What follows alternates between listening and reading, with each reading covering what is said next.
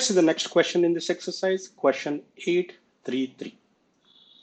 Choose the correct option, justify your choice. You have been given an expression, trigonometric expression. You are supposed to simplify it using the trigonometric identities. So let's start with the first one. 9 sec square A minus 9 tan square A. We can take 9 common and sec square A minus tan square A. Well, we have a standard trigonometric identity.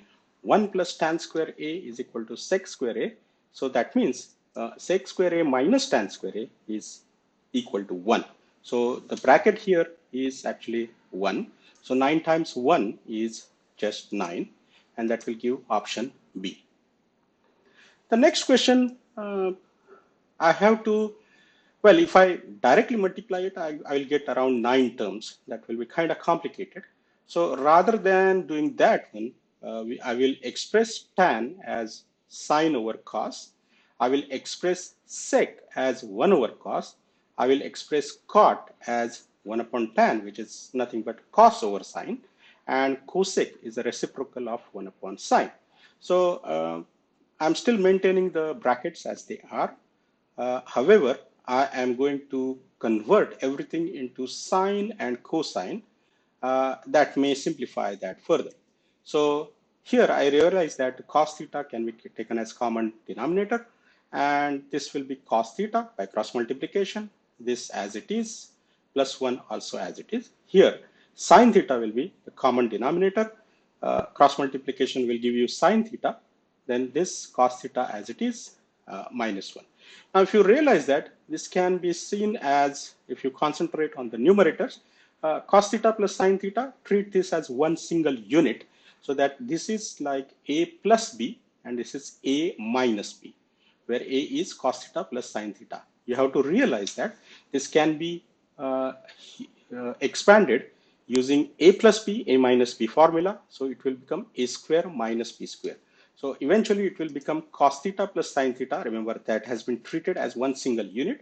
So cos theta plus sine theta, the whole bracket square, minus 1 square, which is same as 1.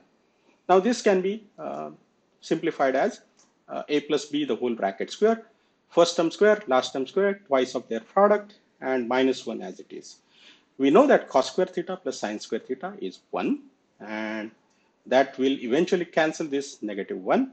So we will be left with 2 sine theta cos theta upon sine theta cos theta, and final answer will be just 2. So that will be your third option, number 2. Now, let's go to the next one. Sec A plus tan A in one bracket multiplied by 1 minus sine A. Sec A plus tan A, sec A can be written as a reciprocal of cos A. Tan A can be written as sine divided by cos. The idea is to convert everything in terms of sine and cosine. So, we'll have less variations, and we could use standard trigonometric identities. So now here I can take cos A as a common denominator, 1 plus sine A, and then 1 minus sine A. Again, this is A plus B, A minus B. So I can use A square minus B square. So that would be 1 square as 1, sine square A will be the second term. We know that cos square theta plus sine square theta is 1. So 1 minus sine square theta is cos square theta.